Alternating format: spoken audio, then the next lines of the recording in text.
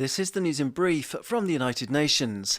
With tensions continuing to mount over the Ukraine crisis, UN Secretary-General Antonio Guterres said on Friday that he still believed that military conflict in Europe will not happen, although if it did, it would be catastrophic. Addressing world leaders at the Munich Security Conference on Friday, amid an intense spike in shelling in eastern Ukraine by opposing sides and a concentration of Russian troops, Mr. Guterres said that it was high time to seriously de-escalate the crisis.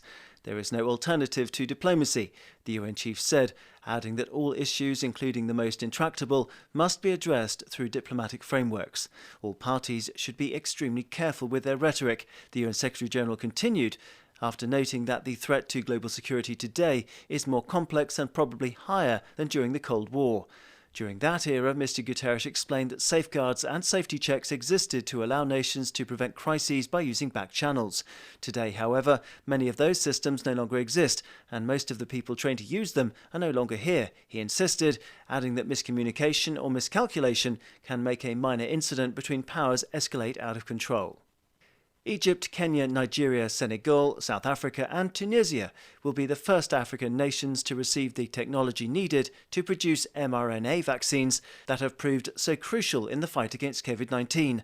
Announcing the news on Friday, the head of the UN Health Agency, Tedros Adhanom Ghebreyesus, said that the coronavirus pandemic had showed that it was dangerous to rely on just a few companies to supply vaccines. It makes much more sense to significantly increase the capacity of all regions to manufacture the health products they need, with equitable access for all the goal, Tedros added. The World Health Organization Director General was speaking alongside the presidents of the European Union, the European Commission, France and South Africa. To ensure that all countries can produce their own vaccines and other health technologies, WHO plans to open a biomanufacturing training hub to train people from all interested countries in scientific and clinical research and production. To Ethiopia now, where conflict in Afar region has forced thousands of Eritrean refugees to flee on foot after attackers entered their camp. In an alert on Friday, the UN Refugee Agency UNHCR said that unidentified assailants had targeted Barhale camp earlier this month after fighting engulfed the area. UNHCR spokesperson Boris Cheshekov said that the agency is working with the authorities and partners to provide emergency aid to the victims, who shared harrowing testimonies. Refugees who trekked the long distance to the regional capital in Samara told UNHCR staff that armed men entered the camp on the 3rd of February, stole their belongings, and occupied their homes.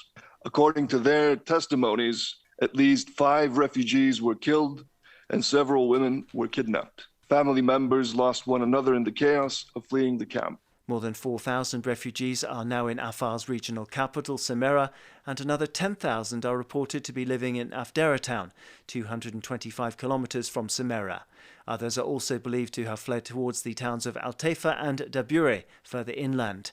The attack is just the latest instance where Eritrean nationals living in Ethiopia have come under fire since conflict erupted and spread from the northern region of Tigray in November 2020. Daniel Johnson, UN News.